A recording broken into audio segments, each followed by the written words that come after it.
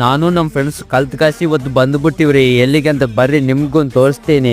ಎಲ್ಲರಿಗೂ ನಮಸ್ಕಾರ. ನಾನು ಇವತ್ತು ಶಿಸ್ತಿಗೆ ಗಿಚ್ಚಗರಾಡಾಗಿ ಶೂ ಐತೆ ಹಾಕೊಂಡು ಹಂಗೆ ಬ್ಯಾಗ್ ಐತೆ ತಗೊಂಡು ನಮ್ ಫ್ರೆಂಡ್ FZ ಡ್ರಾನ್ ತಗೊಂಡು ಅದ್ರ ಮೇಲೆ ಮೂವರ್ ಕುಂತು ಹೊಂಟಿವಿ.